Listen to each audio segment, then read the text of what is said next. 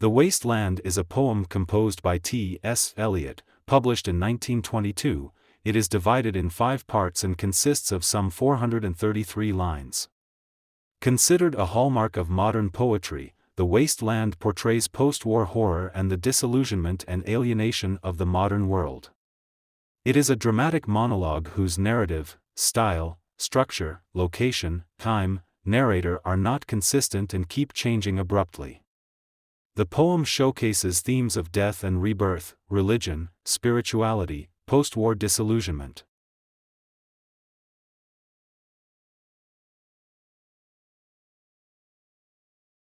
Thomas Stearns Eliot was an American-British poet, essayist, playwright and literary critic. Born in 1888 in St. Louis, Missouri to a prosperous industrialist, Eliot completed his undergraduate and graduate studies from Harvard, taking philosophy and literature. Eliot is considered one of the most influential poets of the 20th century, known for his groundbreaking works such as The Waste Land, The Love Song of J. Alfred Prufrock, and For Quartets. His poetry is characterized by its innovative use of language, complex themes, and rich symbolism. Eliot moved to England in 1914 and became a British citizen in 1927. He worked as a bank clerk while pursuing his literary career. In addition to his poetry, Eliot was a prominent literary critic and editor, contributing significantly to the development of modernist literature. Throughout his career, Eliot received numerous prestigious awards, including the Nobel Prize in Literature in 1948. His works continue to be studied and celebrated for their profound insights into the human condition, spirituality, and the challenges of the modern world. Eliot passed away on January 4, 1965, in London, United Kingdom. His legacy as a poet and intellectual remains enduring and influential in the realm of literature.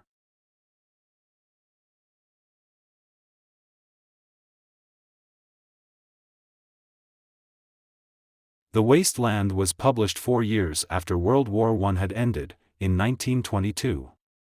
In the aftermath of the war, due to the violence and chaos, Europe had been shaken up. People began to question the very essence of the social, political, and economic foundations that shaped their society.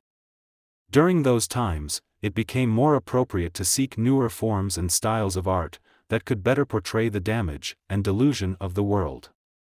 As a result, many aesthetic movements emerged, including Futurism, Cubism, Surrealism, Dadaism, etc., which collectively formed the modernist movement in art and literature, of which T.S. Eliot was a central figure.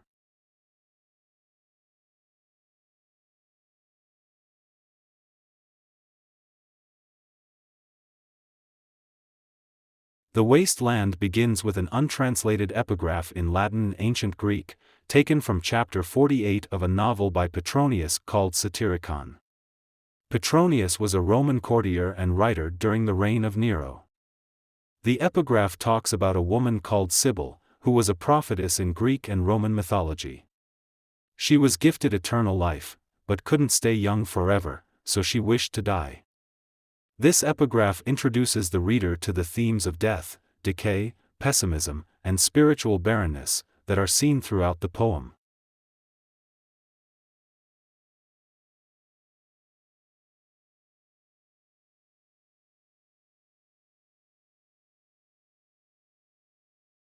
The epigraph is followed by a dedication made to Ezra Pound, who was a fellow of T.S. Eliot and served as the editor of the poem. The dedication translates to, "For Ezra Pound, the better craftsman." It is inspired by the 27th canto of Dante's Purgatorio, which is the second book of Dante's Divine Comedy.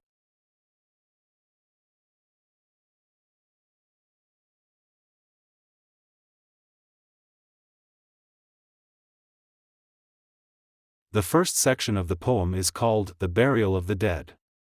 The name references the burial tradition in Anglicanism.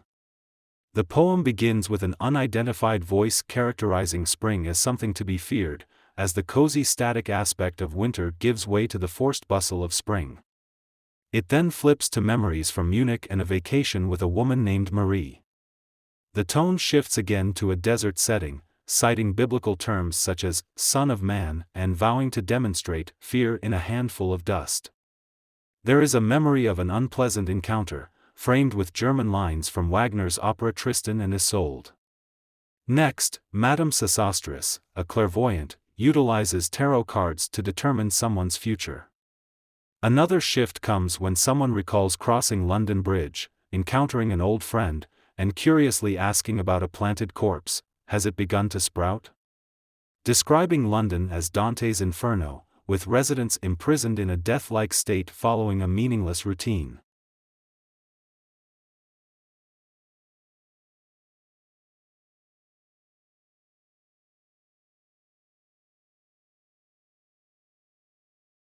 The second section of The Wasteland is titled A Game of Chess, which is inspired by a Jacobean play called Women Beware Women. One of the characters, called Bianca, is being seduced while her mother-in-law is occupied in a game of chess. In this part, Eliot depicts two opposing scenes involving women. The first scene, which echoes Shakespeare's Cleopatra, presents an incredibly detailed depiction of a woman in an opulent setting. The chamber contains an artwork representing an ancient tale of sexual assault.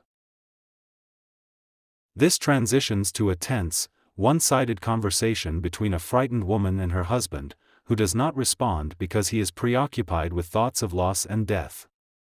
The narrative moves to another part of London, which takes place in an East End pub and depicts a conversation amongst working-class Cockney ladies as the bar is about to be closed.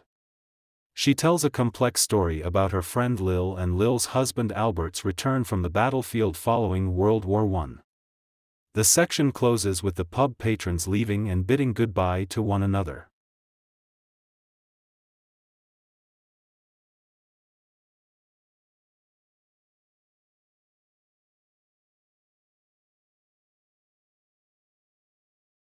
The third part of The Wasteland is called The Fire Sermon. In this section, the poem recounts the barren Thames in an anonymous voice inspired by English Renaissance poetry.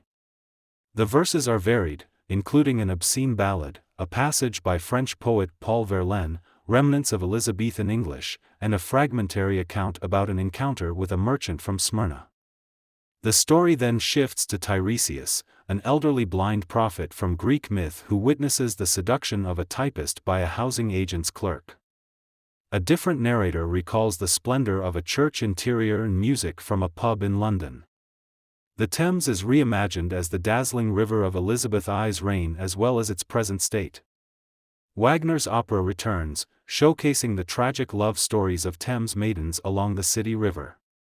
The segment concludes with a period of purposeful incoherence, featuring pieces of St. Augustine paired with a repeated fragment of the Buddha's Flame Sermon, which ends in flames.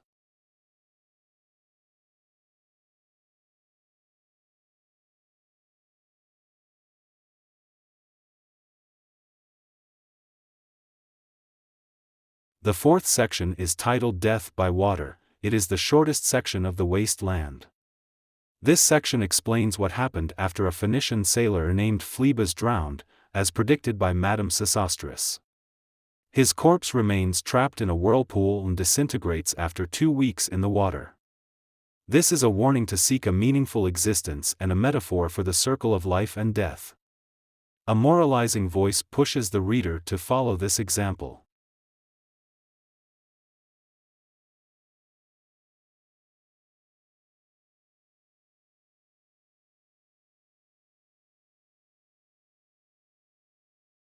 The fifth and final section is titled What the Thunder Said.